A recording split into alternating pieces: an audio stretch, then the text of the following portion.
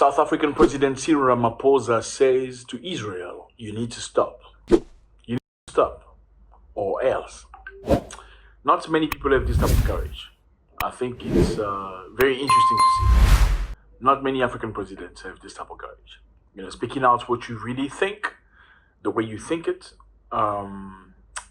it's interesting. And the reason why is generally because a lot of African presidents just beg. They beg for aid, beg for help, beg for money, beg for everything. Because the ultimate goal of many African presidents is to become rich. And that's a big problem. Let's listen to the president of South Africa. When we say to you that Africans are not equal, we don't mean it in a bad way. When I say not equal, we mean in a mental strength level. Some people don't some people don't play. Listen to this president. Since the 7th of October, when more than 1,200 people were killed in an attack by Hamas on Israel, the world has borne witness to the devastating killing of thousands of innocent people in Gaza, many of whom are women and children. Over 11,000 residents of Gaza have been killed. 11,000 people gone already. 11,000 people, many of whom are women and children, and have done absolutely nothing. Listen. Many thousands more have been injured. Infrastructure such as hospitals, roads, homes, and other public facilities have been destroyed. We are told that more than half of Gaza's population has been displaced. Can you imagine? More than half of a city's population has been displaced. Half of a city. Not for a day. For many days now. Half of a city. Our thoughts and prayers are with all those who have been affected by this violence in Israel, Gaza, and the West Bank.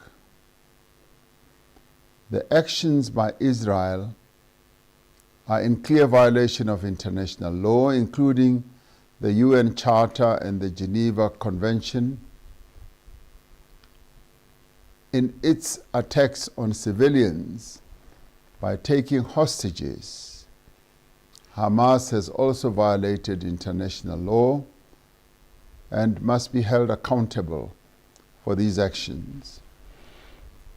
The collective punishment of Palestinian civilians through the unlawful use of force by Israel is a war crime.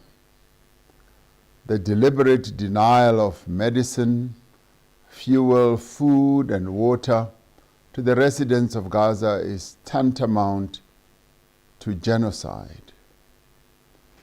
The atrocities that we have witnessed are the latest chapter in a painful history of suffering, oppression, occupation, and conflict going back more than 75 years.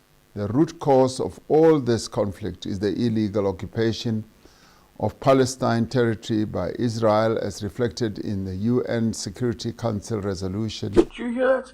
He says the reason of this conflict is the illegal occupation of Palestine by Israel. The reason to this conflict is the illegal occupation by Israel of Palestine. So Cyril Ramaphosa speaks very clearly without double thinking. So this is what he thinks. He's not trying to beat around the bush saying, well, you know, you need peace. So he said the reason to this war is not what happened in October. It's not the Hamas attack. It's none of that. It started 75 years ago by illegal occupation of Palestine by Israel. That's what Cyril Ramaphosa said. Unlike many of your presidents who have no courage, doesn't matter what the truth is. Your presidents have no courage to speak the truth because the truth should be aligned with the benefits they will get. So Cyril Ramaphosa don't give a continental about the benefit he might get or not. He speaks his words, even if it goes against everybody else's belief. Let's go. Council Resolution 2334, which states that Israeli settlements constitute a flagrant violation under international law. We therefore urge the international community to agree on urgent and concrete actions to end the suffering in Gaza and to establish a path towards a just and peaceful resolution in this conflict. Urgent and concrete action, he asked for. Urgent and concrete action needs to be taken right now. Call for, first, an immediate and comprehensive ceasefire. An immediate and comprehensive ceasefire. The war must stop right now, South Africa asks. The war must stop right now. Second, the opening of humanitarian corridors. They must open humanitarian corridors. Since this thing has started, many people have asked, you know what, let's take a break so we can allow the people of Gaza, the Palestinians who have gone through very difficult situations, especially the people who have done absolutely nothing to deserve this, allow them to have some food, okay? Allow them to have clean water, allow them to have medicine, allow them to be treated appropriately. There are elderly people, there are women, pregnant women. Everybody's going through this trauma, okay, that is built for Hamas, but everybody is subjected to this bombardment. Can we stop a little bit so the people can eat, so the kids can be fed, so the people that are wounded can be treated? They went to the United Nations to sort of vote whether there should be ceasefire or not. America and Israel say no, we're not stopping. So we don't care who is suffering. We don't care there are old people that have done absolutely nothing. We don't care there are many people of Palestine who are innocent. We're going to continue bombing. They must go to the south. So they must leave their country and go to Egypt. Yeah. So South Africa asked for a corridor. Open the door. Open the door. Allow the organizations of the world and the countries that are voluntarily wanting to send food, help, and medicine to help these people. So that aid and other basic services such as food and medicines can reach those in need. Third, all countries to exercise restraint and to refrain from fueling this conflict and making it worse, including by seizing the supply of weapons to the parties. Countries must exercise restraint and stop sending weapons to the parties that are involved.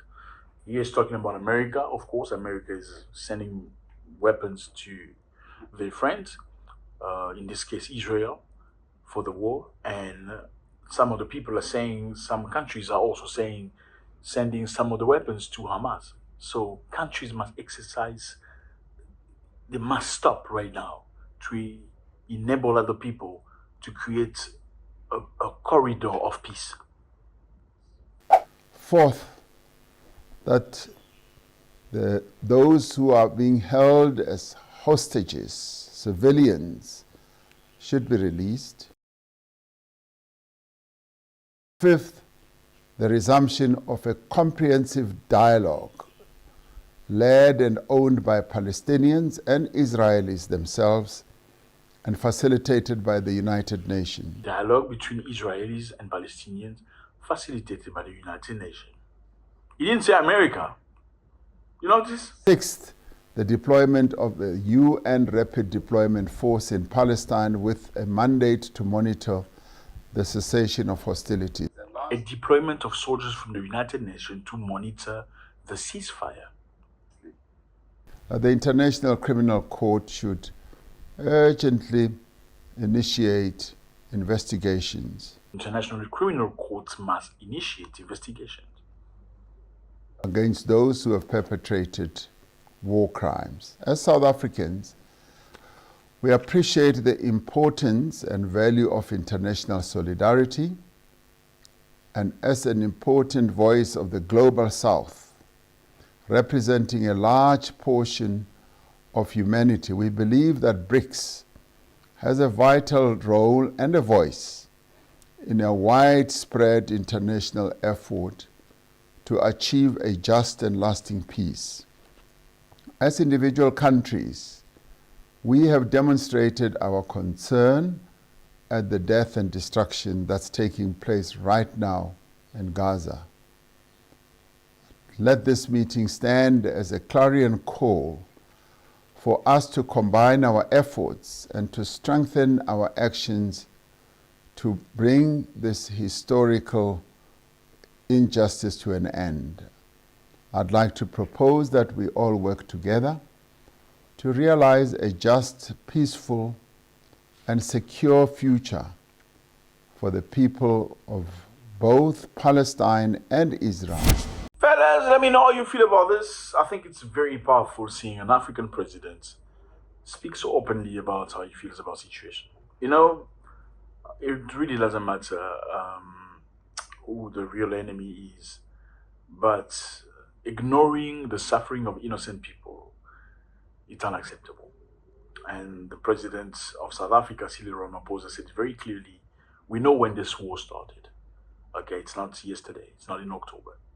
Okay, we need to hold accountable the people that should be held accountable, people that have perpetrated war crimes, people who have done things that are unacceptable. You know, exploding and bombarding hospital is a war crime. Doesn't matter who goes there. If your opponent goes into an hospital, you do not have the right to bombard the hospital.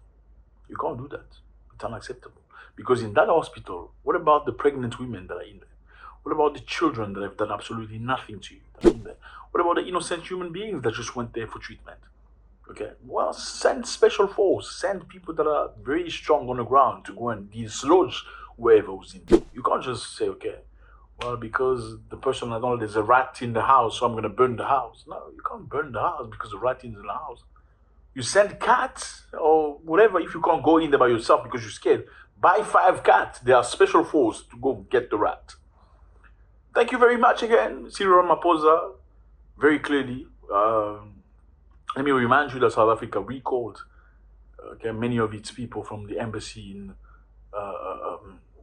Israel to show that they're not happy at all. And I can understand very clearly. For those who don't understand, South Africa is a country that lived apartheid.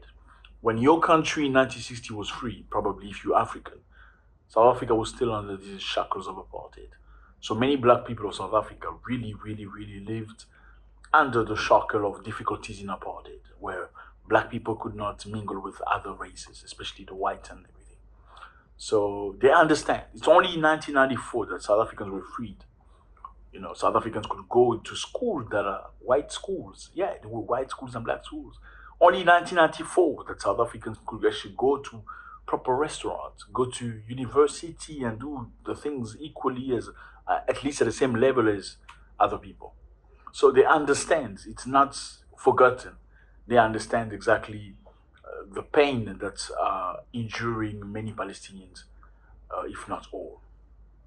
Thank you very much. Again, let me know how you feel about this. And like I always say, this is not about me. It's not my show. It's not about me talking to you. It's about all of us coming together, discussing and growing together. God bless.